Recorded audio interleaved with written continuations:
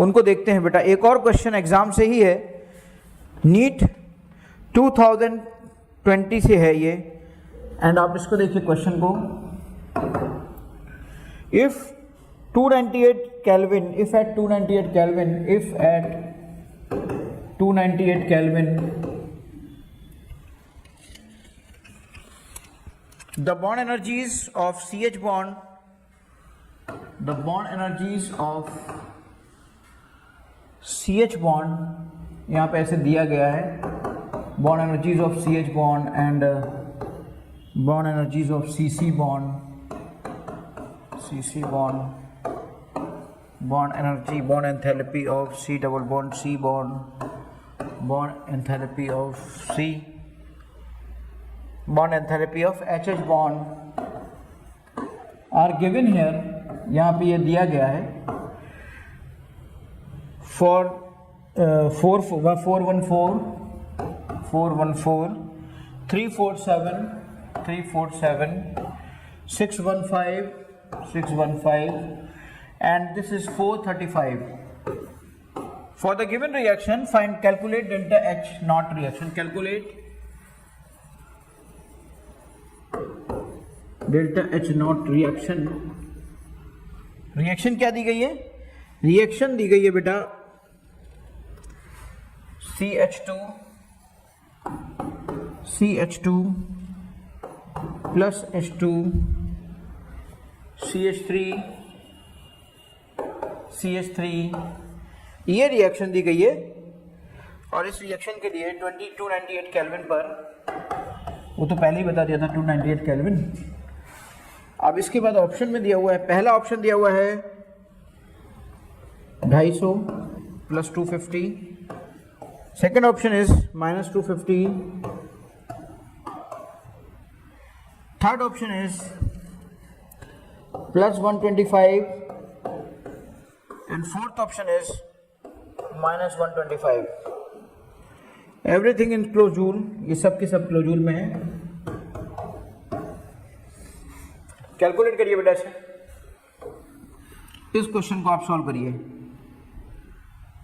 ये क्वेश्चन आपको देखिए, इस तरह के क्वेश्चन एग्जाम में आते हैं और बहुत ही सिंपल सा क्वेश्चन है, बहुत ही आसान सा क्वेश्चन है। You can easily solve it, आप आसानी से इसे सॉल्व कर सकते हैं।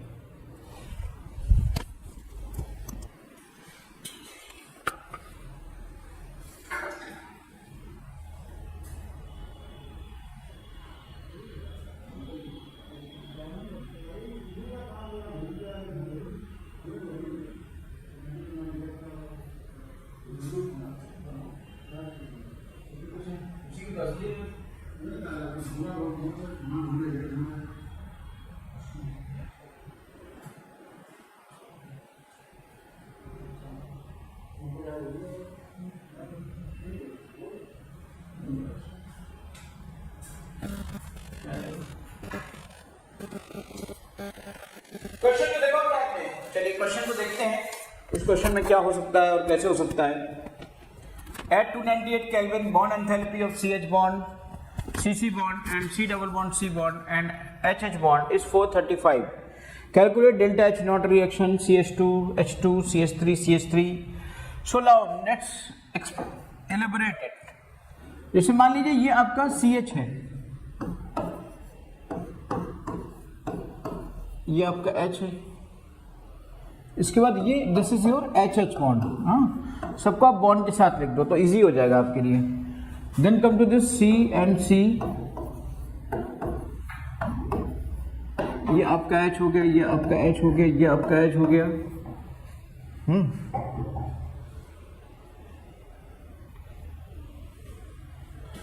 सो come to the delta H reaction. Delta H reaction की बात करते हैं, and we know that very well, delta H not reaction is equal to sigma of bond energy of reactants minus sigma of bond energy of products। Okay, reactants में आप यहां पे bond energy of reactants को देखो जरा, यहां पर कितने बॉन्ड्स है? C double bond C bond है, एक तो बॉन्ड एंथैल्पी आप रिएक्टेंट को देखोगे तो पहला आप ले लोगे C double bond C bond, single ही है। ओके, फिर यहां पे CH बॉन्ड है, CH बॉन्ड 4 है, तो 4 into bond enthalpy of CH bond, ठीक। फिर रिएक्टेंट में एक बॉन्ड ये है, फिर bond enthalpy of HH bond. पहले आप इस इक्वेशन के हिसाब से पूरा लिख लो, this whole sum is the equivalent to bond sigma of bond energy of reactants. Now come to the bond energy of product. Bond energy of product यहां से माइनस कर दीजिए और इसके बाद यहां पे आ जाइए। Now come to the bond energy of product. Product में कौन कौन है? Bond energy of C double bond C bond plus 6 into, देखिए यहां पर 1 2 3 4 5 6 into bond enthalpy of CH bond. So अब आपको क्या करना है? आपको कुछ भी नहीं करना है, आपको सिंपल एक काम करना है। C डबल बॉन्ड C की वैल्यू ये थी, ये उठा के यहां रख दो। CH की वैल्यू ये थी, ये वाली यहां रख दो। HH की वैल्यू ये थी, ये वाली यहां रख दो। C सिंगल बॉन्ड C की वैल्यू ये थी, यहां रख दो। CH की बॉन्ड यहां थी, CH की यहां थी, यहां रख दो। और ये रखने के बाद आपकी वैल्यू अपने आप सॉल्व हो जाएगी, जो आना होगा अपने आप आ जाएगा बेटा। तो बहुत ही इजी क्वेश्चन है। इसी तरह के क्वेश्चन आपके एग्जाम में आ सकते हैं और आते भी हैं। So you can say that these all things are very very nice. इन क्वेश्चंस की जब आपको प्रैक्टिस हो जाएगी ना बेटा, तो आप अच्छे से पूरे चैप्टर को समझ पाओगे।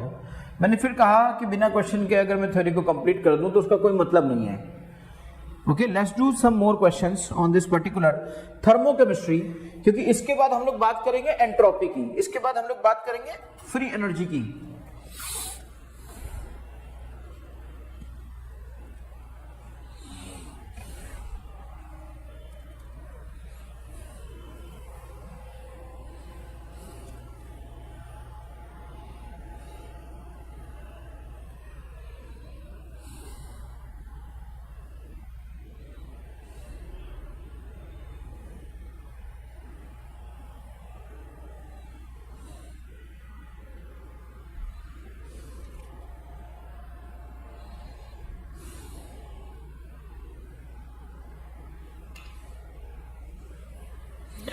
देखिए क्वेश्चन आया एग्जाम में, उसको हम देखते हैं। Let's do one more question. अभी हम न्यूट्रलाइजेशन की बात कर रहे थे और न्यूट्रलाइजेशन पे हमें एक बहुत अच्छा क्वेश्चन मिल गया। हर एक टॉपिक पे हम चाहेंगे कि एक एक क्वेश्चन आपका मिल जाए। एंथैल्पी ऑफ सॉल्यूशन पे भी एक क्वेश्चन अभी करेंगे हम लोग। The enthalpy of neutralisation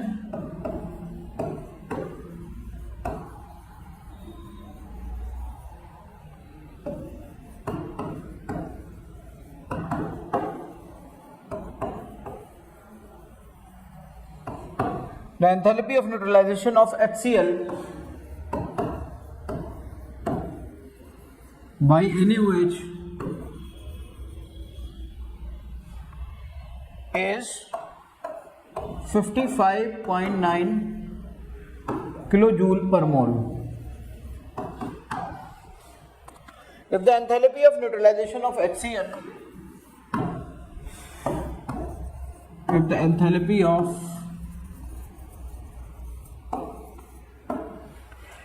neutralization of HCl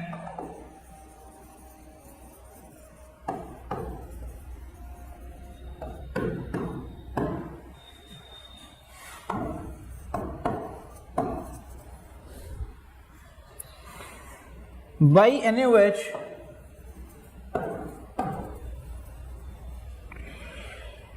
is minus 12.1 kilojoule per mole, the enthalpy of dissociation of HCl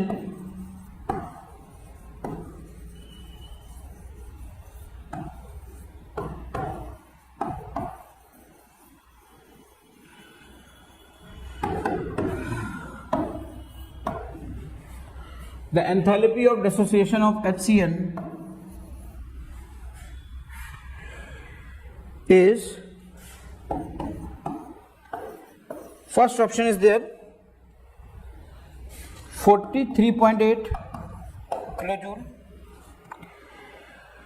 दूसरा -43 and third one is 68 and fourth one is -68. Very good question. अभी कुछ देर पहले हम इस कॉन्सेप्ट पे वर्क कर रहे थे। जरा इस क्वेश्चन को समझिएगा बेटा, तो आसानी से आप इस क्वेश्चन को सॉल्व कर लेंगे, आसानी से सॉल्व कर लेंगे।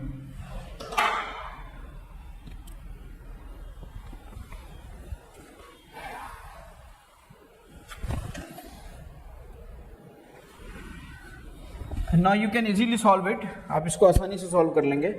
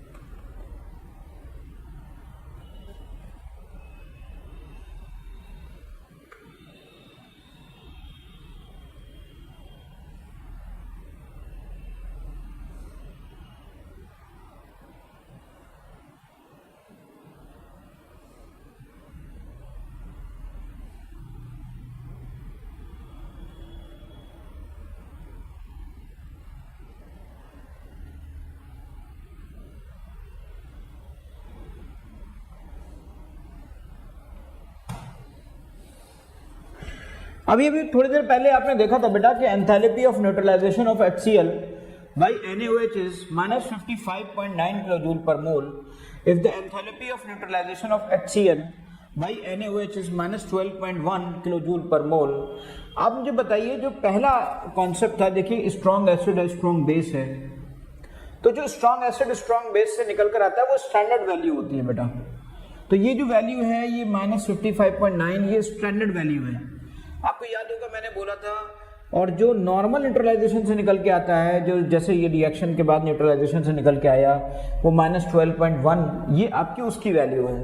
तो इन दोनों का डिफरेंस आपको याद होगा, मैंने बोला था किसी वीक एसिड या वीक बेस के एंथैल्पी ऑफ आयनाइजेशन या एंथैल्पी ऑफ डिसोसिएशन एक ही बात है। तो यहाँ पर उसी बात को यहाँ पर लिया गया है। देखिएगा जरा कि ये जो स्ट्रॉन्ग एसिड है एक, और दूसरा आपका ये स्ट्रॉन्ग बेस है। इसके बाद आप इसको देखिए जरा, इससे आपको जो मिलेगा वो NaCl सॉल्ट और वाटर मिलेगा।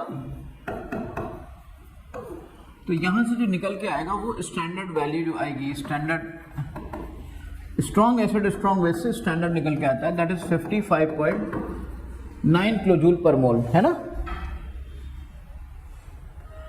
अच्छा, ये तो स्ट्रॉन्ग एसिड और स्ट्रॉन्ग बेस का कॉन्सेप्ट हो गया। फिर दिया गया है neutralization of HCN by neutralization of HCN by NaOH।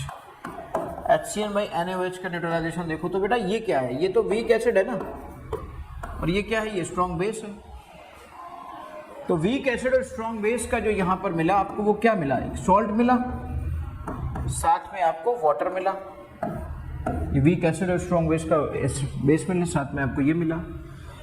Now tell me one thing, मैंने बोला था कि किसी वीक एसिड का अगर एंथैल्पी ऑफ डिसोसिएशन या जिसे हम एंथैल्पी ऑफ आयनाइजेशन बोलते हैं, अगर उन चीज़ों का हम यूज़ करें तो हम यहाँ पे क्या बोल सकते हैं उस चीज़ के बारे में ज़रा समझिएगा। तो आप मेरी बात समझिए कि यहाँ जो आपका स्टैंडर्ड एंथैल्पी ऑफ डिसोसिएशन जिसे मैं कहूँगा, या आयनाइजेशन जिसे मैं कहूँगा, वो किसका होगा, आयनाइजेशन या डिसोसिएशन किसका होगा, वो तो वीक एसिड या वीक बेस का ही होगा। यहाँ पर ये वीक एसिड है, so that will be is equal to, जो मैंने बोला था जो इससे आता है फॉर्मूला, आप देखिए थोड़ी देर पहले ही मैंने अभी बताया है। तो जो पहले आता है वो ये है, और जो सब्ट्रैक्ट हुआगा वो ये है। स्टैंडर्ड वैल्यू बाद में सब्ट्रैक्ट हो जाती है, तो ये माइनस माइनस प्लस हो जाता है, और माइनस माइनस प्लस होकर आपका 12.1, यानी कि ये आपका आ जाएगा 43.8, और ये बेटा प्लस में होगा, ये माइनस में नहीं होगा। तो the right answer will be, वैसे भी एनर्जी रिक्वायर्ड होती है ना डिसोसिएशन के लिए, और जब एनर्जी डिसोसिएशन को रिक्वायर्ड होती है तो ऑब्वियसली वो माइनस में होगी, सॉरी प्लस में होगी। जो रिक्वायर्ड एनर्जी होती है वो तो माइनस में होती हो ही नहीं सकती, वो तो प्लस में होगी, और प्लस में और माइनस में कौन होगा, जो एनर्जी रिलीज होगी। ओके, चलिए। तो मुझे लगता है आपने न्यूट्रलाइजेशन पे जिस तरह का क्वेश्चन बन सकता था वो मैंने आपको बताया। कि कैसे क्वेश्चन यहाँ पर पॉसिबल है, किस तरीके की चीजें हैं। Let's do one more question for enthalpy of solution. Enthalpy of solution के लिए हम एक क्वेश्चन और करते हैं बेटा। अभी हमने एंथैल्पी ऑफ सॉल्यूशन को भी पढ़ा था, अब एंथैल्पी ऑफ सॉल्यूशन पढ़ा था, एंथैल्पी ऑफ फॉर्मेशन और एंथैल्पी ऑफ कंबशन, ये दो बचे हैं, उन पे भी करते हैं अभी क्वेश्चन को। Let's do this question.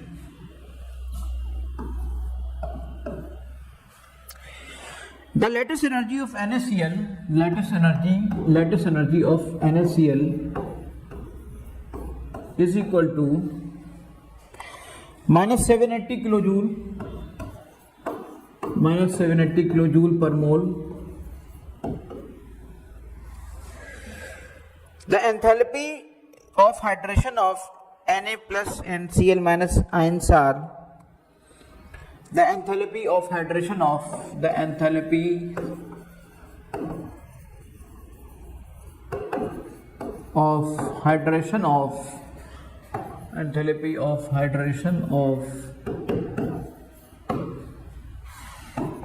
Na plus and Cl minus ions are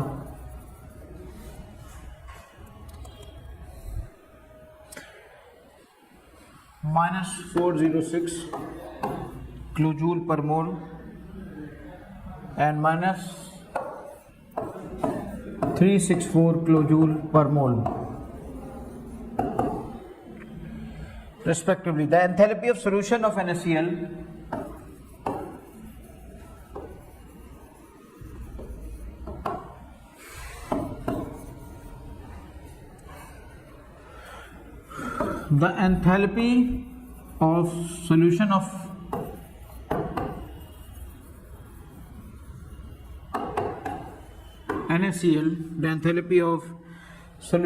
NaCl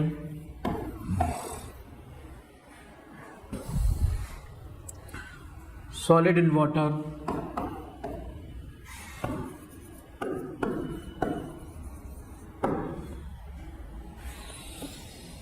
first option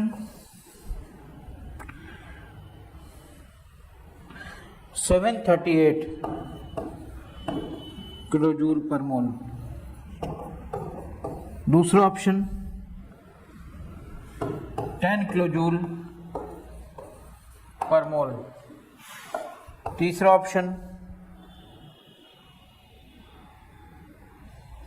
-10 kilojoule per मोल, चौथा option -822 kilojoule per mole. Let's do this question, very good question, जबरदस्त क्वेश्चन बेटा। अगर बहुत अच्छा क्वेश्चन आया तो ये आएगा।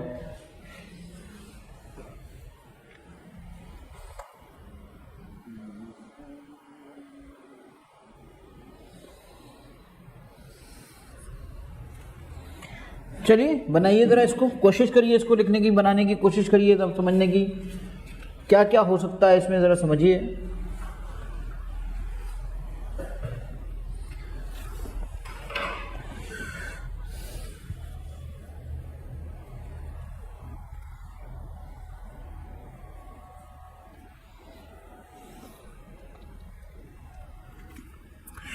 एक काम करिए, सबसे पहले आप इक्वेशंस लिखिए। इक्वेशंस लिखिए कि NaCl अगर लैटिस एनर्जी दे रहे हैं तो लैटिस एनर्जी की क्या डेफिनेशन है, उसके हिसाब से क्या इक्वेशन बनेगी। फिर आप रिएक्शन लिखिए हाइड्रेशन की, कि अगर Na+ का हाइड्रेशन होगा तो उसकी एंथैल्पी इतनी आएगी। फिर आप Cl- की इक्वेशन लिखिए कि उसकी एनर्जी इतनी आएगी। फिर उसके बाद आप देखिए NaCl का अगर आप सॉल्यूशन बनाएंगे तो उसकी इक्वेशन क्या होगी, उसको समझिए कि NaCl का अगर हम इक्वेशन बनाएंगे तो उसकी क्या इक्वेशन होगी बेटा। और उससे आपको ये क्लियर हो पाएगा कि आखिर हम इस तक कैसे पहुंचे, हाउ वी कैन रीच, हम इस पे कैसे पहुंच सकते हैं, ये बात आपको तब क्लियर हो पाएगी।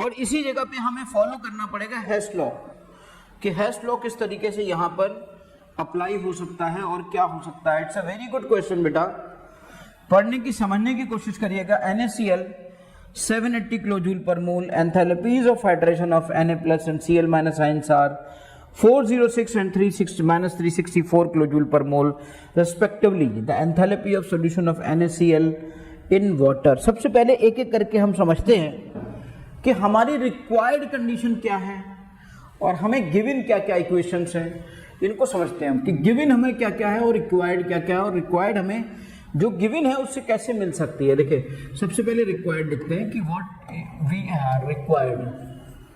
रिक्वायर्ड क्या है, किसके किसके जरिए हमको मिलेगा। रिक्वायर्ड है enthalpy of solution of NaCl, NaCl का सॉल्यूशन में, तो ये आपका NaCl का सॉल्यूशन हो जाएगा। दिस इज बेसिकली 2H2O, और इस तरीके से ये आपका बन जाएगा Na+ एक्वस, इसे कहते हैं एक्वस, इसे कहते हैं Cl- एक्वस।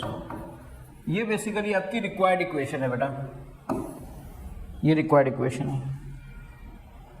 अच्छा, दिया क्या गया है, लैटिस एनर्जी। लैटिस एनर्जी क्या होती है, किस लैटिस एनर्जी के बारे में समझते हैं। What do mean by lattice energy हम पहले भी बता चुके हैं, एक बार फिर से देखते हैं। गैसियस आयंस का आपस में मिलकर किसी सॉलिड क्रिस्टल को जनरेट करना लैटिस एनर्जी कहलाता है। जो गिवन, ये हमारी गिवन इक्वेशंस हैं, जो गिवन होंगी उन्हीं से हम ये निकाल पाएंगे। इसके लिए जो हमें दिया गया है दैट इज -780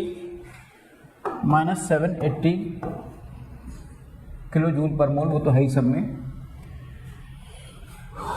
उसके बाद इसके लिए जो हमें दिया गया वो ये दिया गया है। इसके बाद हाइड्रेशन दिया गया है Na+ गैसियस आयन का hydration. Hydration means H2O liquid. और हाइड्रेशन कैसे होता है, जब Na+ एक्वस में कन्वर्ट हो जाए तो समझ लेना वो हाइड्रेशन हो गया उसका। इसे हम हाइड्रेशन एनर्जी के कॉन्सेप्ट से एंथैल्पी ऑफ हाइड्रेशन भी कह सकते हैं। और ये वैल्यू दी गई है हमें -406। इसके बाद Cl- का हाइड्रेशन, Cl- गैसियस आयन था, उसका हाइड्रेशन हुआ तो वो एक्वस में कन्वर्ट हो जाएगा। एक्वस में कन्वर्ट हुआ यानी कि Cl- aqueous, and that is basically -364, और वो आपका -364 हो जाएगा बेटा।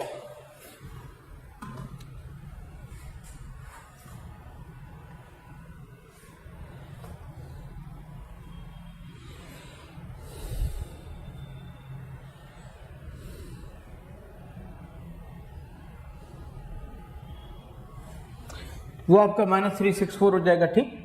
चलो अब इन इक्वेशंस की मदद से, from the help of these equations we have to find out this equation. हमें इन इक्वेशन की मदद से इस इक्वेशन को ऑब्टेन करना है। चलिए अब एक बार बताइए, मुझे NaCl सॉलिड इधर आना चाहिए था, वो उधर है। तो पहली बात तो ये वाली जो रिएक्शन है ना, इसको पलट दो, रिवर्स कर दो। रिवर्स कर दिया आपने इस वाली को, तो ये बन जाएगी आपकी NaCl सॉलिड। और पलटने पे आप जानते हो कि क्या होता है, पलटने पे केवल एक चीज का फर्क पड़ेगा कि वो जो माइनस था वो प्लस हो जाएगा। पलट दिया भाई, अब क्या करें।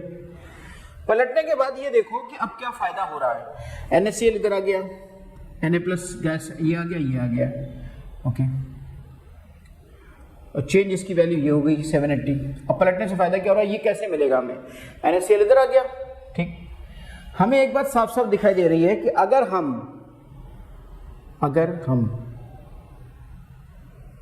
क्या करें, अगर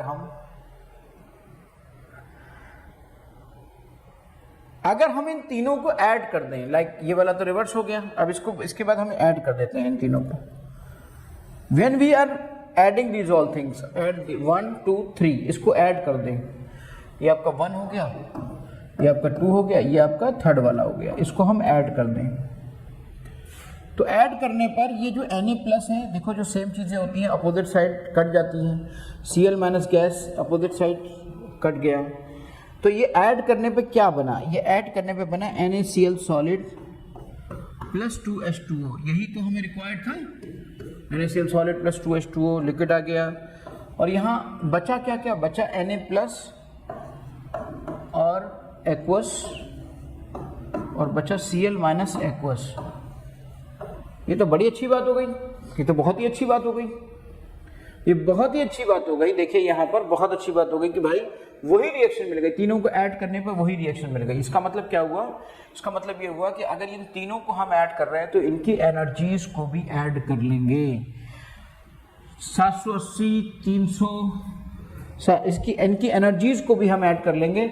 और आपने इक्वेशन, जो रिक्वायर्ड इक्वेशन निकाली, वो किससे निकाली? रिक्वायर्ड इक्वेशन निकाली आपने उन सबको ऐड करके। जब ऐड करके निकाली तो इसका मतलब कि उनकी एनर्जीज को भी ऐड कर लीजिए, एनर्जीज को भी ऐड कर लिया। 780 प्लस माइनस 364 है, कितना है 304, माइनस 364, माइनस 364 और 406, माइनस 364 और माइनस 406 है बेटा। इस तरह से ये आपका 780 माइनस 364 प्लस 406 हो गया।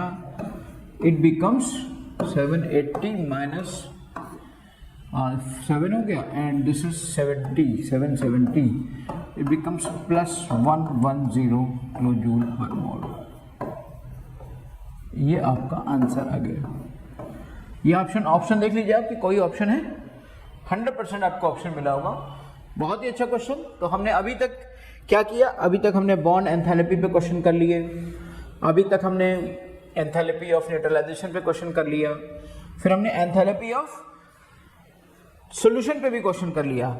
चलिए अब हम किसी और एंथैल्पी पे कोई और क्वेश्चन देखते हैं बेटा कि और कौन सी एंथैल्पी पे कोई और क्वेश्चन कौन सा हो सकता है। Let's see.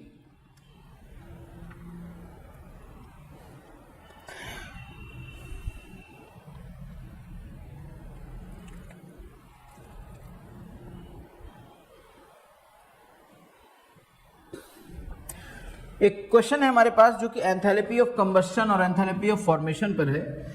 इसके बारे में अभी तक हमने बात नहीं की थी, लेट्स डिस्कस इट। इसके बारे में हम एक बात करते हैं।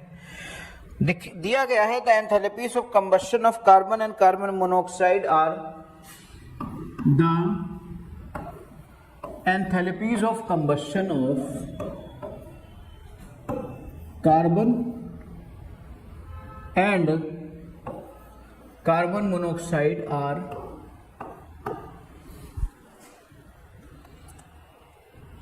-393.5, -393.5 and -283 kilojoule per mole enthalpies of combustion of the enthalpy of formation of carbon monoxide, the enthalpies of formation, इतना लंबा लिखने की जगह आप सीधे से लिख दो ना, the enthalpy of formation of carbon monoxide calculate करिए, बस बात खत्म हो गई। इसको कैलकुलेट करना है। तो देखिए enthalpy of combustion of carbon दिया है, enthalpy of combustion of carbon monoxide दिया है। Now you have to calculate enthalpy of formation of carbon monoxide. ठीक है, ऑप्शन में है हमारे पास, पहला ऑप्शन है, आप लोग कर ले इसलिए मैं ऑप्शन दे रहा हूं, 110.5 किलो जूल। दूसरा ऑप्शन है -110.5 किलो जूल। तीसरा ऑप्शन है -676 किलो जूल। चौथा ऑप्शन है -676.5 किलो जूल।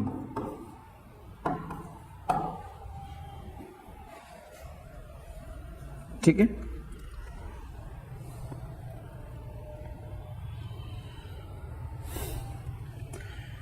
ऐसे क्वेश्चन बेटा बहुत आते हैं। गुड क्वेश्चन, कि बहुत टफ नहीं है, बहुत आसान नहीं है, आप आसानी से इससे क्वेश्चन कर लेते हैं। करिए जरा ध्यान से। करिए, जरा करिए, ध्यान से करिए बेटा।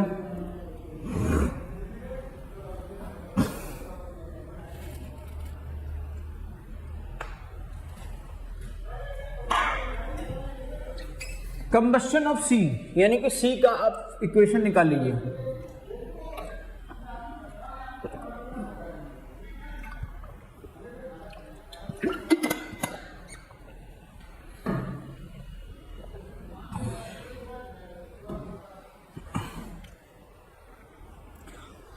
And combustion of CO,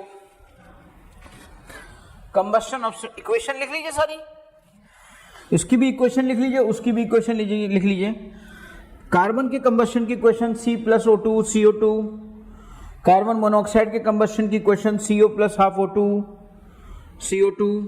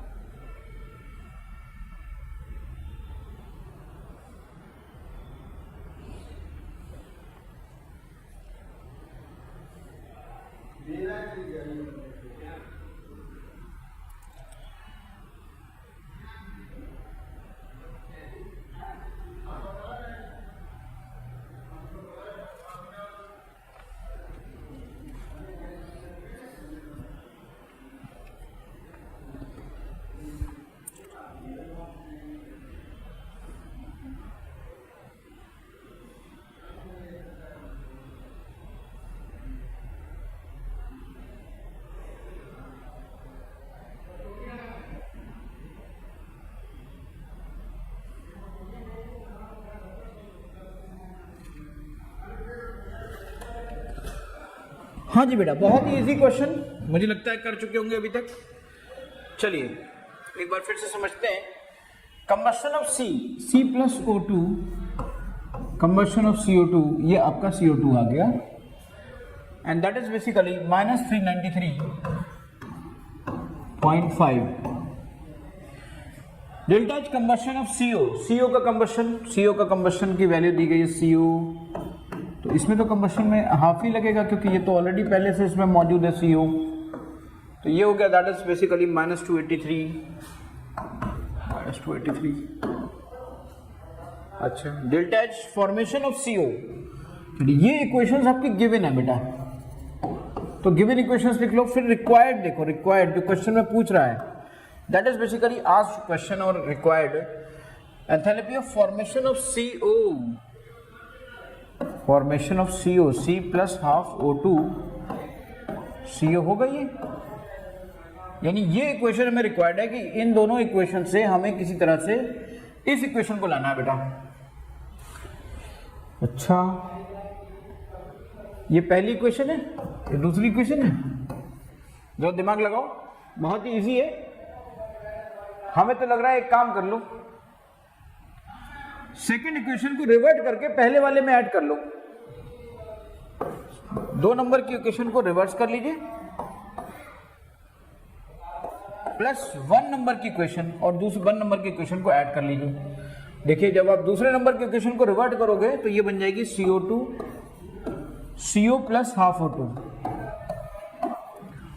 and it will become 283, ये आपका 283 हो जाएगा। फिर इसमें आप C+O2 CO2 करोगे ना, और ये -393.5 होगा, तो आप इन दोनों को ऐड कर लो, ऐड करने के बाद क्या होगा, CO2 से कैंसिल आउट हो जाएगा। ठीक, अपोजिट ये है कि O2 से अगर तुम ½ O2 काट दोगे तो ये C+½ O2 बचेगा बेटा, और ये CO बचेगा, यानी कि यही तो हमारी रिक्वायर्ड इक्वेशन थी। इसका मतलब हम बिल्कुल सही कर रहे हैं। एक काम करो, इन दोनों को ऐड कर दो, और ऐड करने के बाद जो आएगा वही हमारा आंसर होगा। ऑब्वियसली ये तुम्हारा ऐड करने के बाद यही आएगा बी वाला, तो माइनस 393.5 प्लस 283 बेटा। इस तरीके से ये वाला क्वेश्चन आपका इजीली सॉल्व हो गया कि कंबशन दिया हो और उसके अलावा फॉर्मेशन दिया हो, तो आप कैसे उसे सॉल्व करेंगे, ये चीजें आपके सामने आ गई। ओके, चलिए नेक्स्ट। मुझे लगता है ये क्वेश्चन आपने काफी अच्छे से कर लिया। चलिए अब अगला क्वेश्चन हम देखते हैं। अगला क्वेश्चन हमारा क्या हो सकता है, let's do it.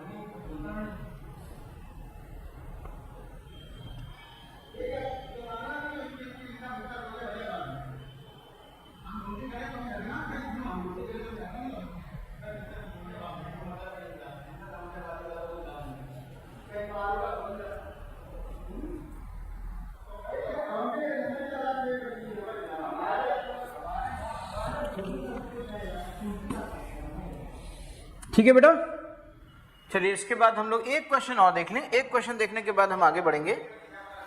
One more question we have to discuss here, फिर ये वाला आपका थर्मोकेमिस्ट्री वाला पोर्शन कंप्लीट हो जाएगा। Now we will discuss about the entropy and Gibbs energy. One more question is there. Enthalpy changes दिए हुए हैं, देखिए कौन कौन से चेंजेस दिए हुए हैं। आपका Cl2 आपका जाता है 2Cl में, और इस तरीके से यहाँ पर ये जो दिया गया है, इसकी जो वैल्यू दी गई है वह 242.3 किलोजूल पर मोल। आयोडीन है आपका, और आयोडीन की जो वैल्यू दी गई है वो दी गई है 2I, और ये आपका गैस की फॉर्म में है, ये भी आपका गैस के ही फॉर्म में है, ये भी गैस के ही फॉर्म में है, और इसकी वैल्यू दी गई है 151, ये दिया गया है। फिर आपका ICl आता है, ICl, I plus Cl, I gas plus Cl gas, ये आता है। इसके लिए जो दिया गया है वो है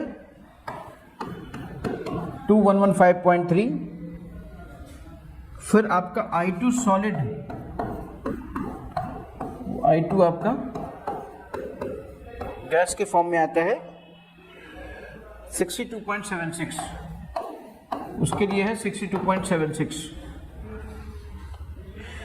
Given that the standard states for iodine and chlorine are, standard states of iodine and chlorine are, standard state of iodine is this and chlorine is this, okay, standard states, ठीक।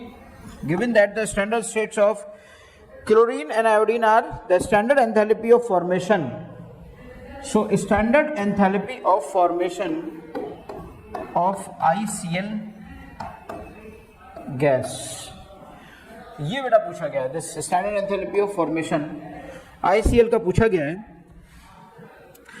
पहला ऑप्शन है plus का 14.6,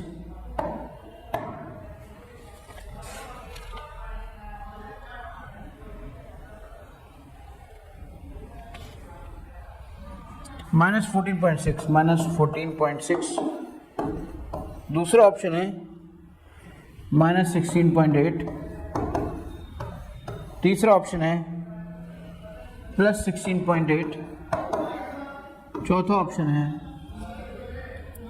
+244.8।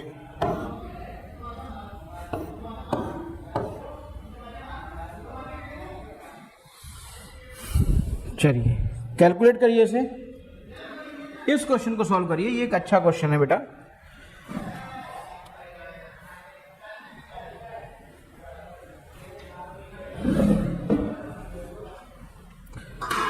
Let's do this question.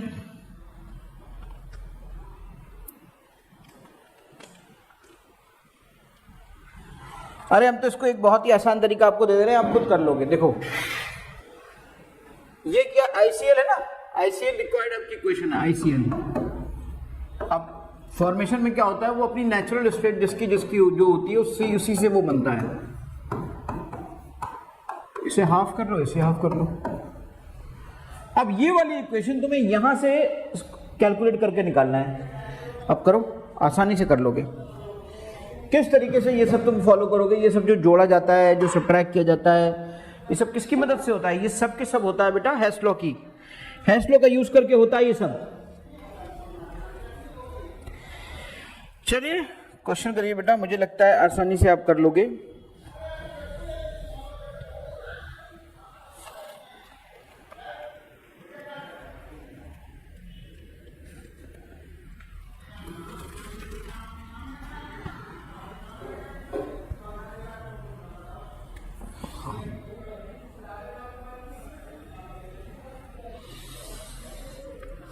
सोचिए जरा, iodine solid है,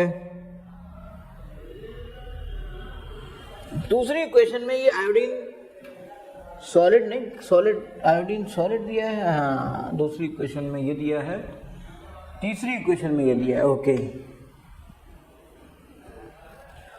what we can calculate it, how we can calculate it, कैसे इसको हम कैलकुलेट कर पाएंगे?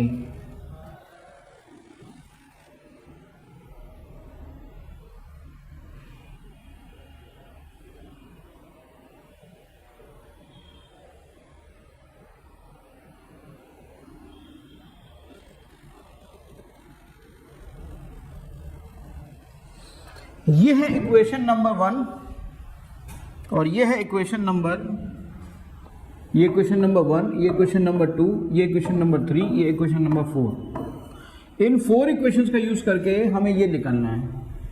तो एक काम करें, हम पहली इक्वेशन में अगर हाफ से मल्टीप्लाई कर दें, हम दूसरी इक्वेशन में अगर हाफ से मल्टीप्लाई कर दें, तो ये हाफ आई टू हाफ ये सब आ जाएगा। ठीक है, लेकिन पहली इक्वेशन से वो नहीं आएगा ना, क्योंकि वो तो हाफ वो था। तो इसको अगर हमें वो करना है तो क्या करेंगे हम? इसको अगर हमें करना है तो हम इसको भी हाफ से मल्टीप्लाई करेंगे, फोर्थ इक्वेशन को भी हाफ से करेंगे, तो वो आयोडीन गैस कट जाएगा। यस, फोर्थ इक्वेशन को भी हम हाफ से करें, ये हो गया। अब जब इतना हाफ से हम इक्वेशन को ऐड कर लेंगे, उसके बाद क्या बचेगा? सोचो जरा बेटा, इसको जरा इतना करके देखो, फिर देखो हुआ क्या। अब जो आएगा उसको हम करेंगे कैसे?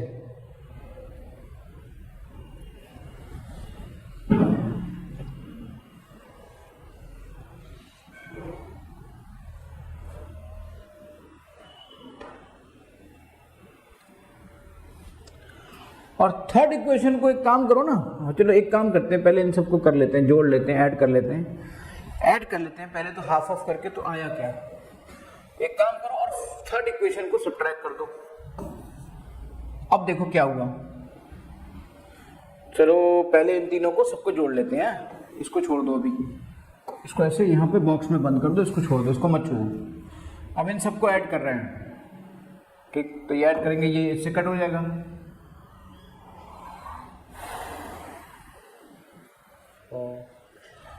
तो जब ऐड करेंगे तो इससे कट हो जाएगा, तो आएगा क्या? तो ये आएगा आपका हाफ I2 आएगा प्लस हाफ Cl2 आएगा, और that will be is equal to 2Cl plus 2I। हाँ, 2Cl गैस प्लस 2I आएगा। ठीक, अब थर्ड को हम सब्ट्रैक्ट कर देते हैं, थर्ड को सब्ट्रैक्ट कर लो या उल्टा करके जोड़ लो, एक ही बात होती है बेटा। तो I gas plus Cl gas और ये आपका आ गया ICL गैस। तो थर्ड में तो ये आपका, फिर इसमें हाफ हाफ करेंगे तो वो भी तो हाफ होगा। यस, ये 2 कहां से आ जाएगा, ये भी तो हाफ होगा, ये भी तो हाफ होगा। हाँ ठीक है भाई, वो जो हाफ पूरा होगा तो वो भी हाफ होगा। और इस तरीके से ये इसको ये इसको ये इसको आ गया and finally U becomes I2 solid plus half Cl2 gas और फिर फाइनली आपका ये आ गया बेटा। जब आप ये सॉल्व कर लोगे ना, अब ये इसका मैच कर गया हमारे इससे, इसका मतलब इसी तरीके से सारे एनर्जीज को भी कर दो। जो पहले वाले की एनर्जी है उसको हाफ से मल्टीप्लाई कर देना, दूसरे वाले की एनर्जी को हाफ से, और चौथे वाले की एनर्जी को हाफ से, और तीसरे वाले की एनर्जी को सब्ट्रैक्ट कर देना। तो फाइनली आंसर आपका आ जाएगा बेटा। तो ये क्वेश्चन मुझे लगता है काफी अच्छा आपके लिए रहेगा और ये कुछ क्वेश्चन से आपने काफी कुछ सीखा होगा। अब इस तरह के क्वेश्चन जब भी आएंगे, I hope that you can solve easily. Okay बेटा, तो ये था आपका थर्मोकेमिस्ट्री का डिस्कशन और थर्मोकेमिस्ट्री से रिलेटेड सारी बातें। लेकिन थर्मोकेमिस्ट्री में अभी सिर्फ उस बात का डिस्कशन हुआ है जिसमें सिर्फ एंथैल्पी का डिस्कशन हो रहा था। अभी थर्मोकेमिस्ट्री में एंट्रोपी का डिस्कशन है, अभी थर्मोकेमिस्ट्री और थर्मोडायनामिक्स में गिब्स फ्री एनर्जी का डिस्कशन है, उसको हम अभी कुछ और नेक्स्ट वीडियोस में देखेंगे बेटा। ओके बेटा।